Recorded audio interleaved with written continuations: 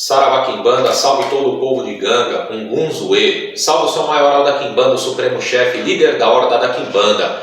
Aqui quem vos fala é o Nganga Quimbanda Marcelo Balido, mais conhecido na Quimbanda como Tata Balido.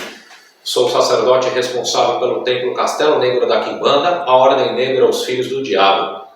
Aqui, continuando a nossa série sobre fundamentos de Quimbanda, vamos abordar hoje um respeito sobre a ritualística, os rituais, as magias, o funcionamento dessa egrégora dentro da nossa ótica espiritual. Desde já, agradeço a todos vocês que estão nos acompanhando.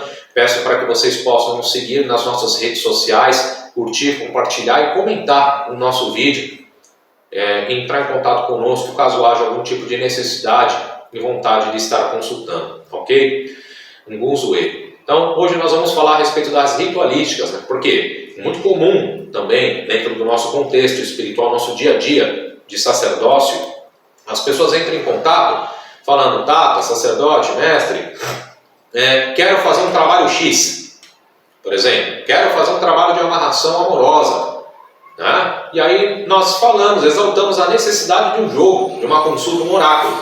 Porque dentro da nossa ótica espiritual, da nossa tradição, da nossa experiência, não tem como ser realizado uma ritualística sem que você consulte um oráculo de Quimbanda, sem que você consulte uma voz, né, da verdade, do oráculo espiritual. Não podemos simplesmente, eu sei um monte de receita, se fulano me procura, eu vou chegar e falar: eu acho que no teu caso, fizer isso aqui, resolve. Não pode. Você está lidando com vida humana, você não pode simplesmente fazer um achismo na vida do outro. Médico não pode achar, sacerdote não pode achar, engenheiro não pode ter achismo, um advogado, aliás, nenhuma profissão que você presta serviço que influa na vida de uma pessoa, você pode fazer achismo. Então, dentro desse contexto, o oráculo é importante, porque às vezes dá negação. Por exemplo, a pessoa busca: mestre, eu quero fazer uma amarração amorosa para fulano ou para ciclana. O jogo ele pode muito bem dar uma negativa para você e falar: não tem caminho para fazer amarração. As pessoas ficam espantadas. Mas como assim? Como que não tem caminho? Não é magia? Não é só fazer acontecer? E não é magia negra? E não é o Satanás? E não é o Lúcifer? Não é desse jeito. Não existe isso. As pessoas querem inventar um culto, uma tradição que seja uma loucura, que responda aos anseios pessoais e às ansiedades dela, que responda pela carência afetiva dela. Mas não existe isso. Não existe. Quimbanda é um culto sério. Assim como tais outros cultos também que existem, a gente não pode fazer loucura com o espiritual e profanar o espiritual dessa forma. Então não existe a pessoa chegar e falar: olha, eu quero fazer uma amarração, e passa por cima de consulta e já sai fazendo. Sabe qual é o fim disso? E eu chamo, na verdade eu até convido quem que possa dar relato e falar que alguma besteira dessa deu certo alguma vez na vida. De ficar no achismo. Isso não existe, não dá certo, vai ficar fazendo a pessoa vai fazer o ritual não vai acontecer. Daí, o suposto sacerdote, pai de santo, mãe de santo, que seja aí, dentro desse assunto, vai falar: olha, meu filho, não deu certo, é por causa da tua fé. Não, é porque tem um caminho aqui, tem uma demanda. Não, é porque tem uma dificuldade, e faz outro ritual para a pessoa. Aí agora não deu certo, aí a pessoa vira naquele sistema de escravidão. E como eu já disse em algumas entrevistas também, o fim último da Quimbanda é a libertação do espírito da alma para tirar os grilhões da opressão, da escravidão espiritual que nós vivemos. Então, dentro desse contexto, nós não acreditamos feituras ou ritualísticas dessa forma, onde não se tem um embasamento de um oráculo. Simplesmente, olha, vamos fazer ao léu. Não existe isso. Não existe. Então, dentro dessa ritualística, tudo que nós vamos fazer, nós temos que recorrer à consulta espiritual. Porque muitas das vezes pode dar que não, mas por que dá não? Nós acreditamos sim que existem linhas de destino, de vida. E às vezes, a outra pessoa, ela não está mais na tua vibração, na tua linha de destino, na tua vida. O ciclo que vocês haveriam de cumprir junto já acabou. Entende? Outro ponto também. Pessoas que, olha, tem uma pessoa no meu trabalho, eu quero fazer uma amarração porque eu gosto muito dela, mas a gente nunca se conversou, nunca conhecemos, nunca ficamos, não temos nem amizade. Eu quero fazer alguma coisa para pegar essa pessoa. Você tem que sair dessa ilusão também.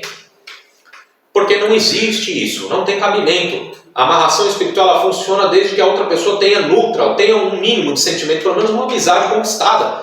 Porque através da ritualística nós fazemos esse sentimento no íntimo da pessoa crescer, aumentar, vir para fora. Ter uma ligação é importante. Então o jogo pode falar que vocês não têm mais caminho. O jogo também pode estar te livrando de um problema, porque às vezes tem pessoas que querem a todo custo uma amarração, mas não entendem que a vida delas não anda por causa do companheiro ou da companheira, do parceiro ou da parceira. E aí você vai prender a sua vida a isso.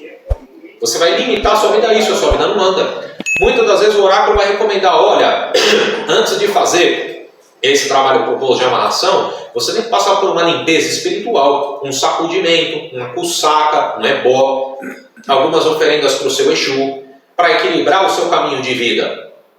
Isso é importante. Por quê? Como que você quer atingir o alvo? Às vezes a pessoa não quer nem olhar na sua cara o alvo que você quer.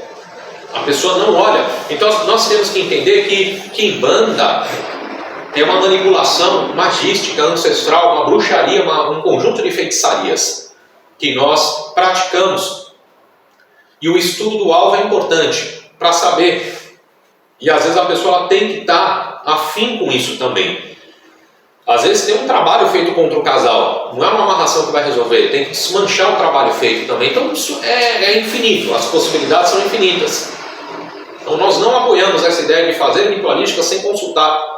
Isso é incorrer no erro, é concordar com o erro e principalmente, né, insistir dentro de um erro.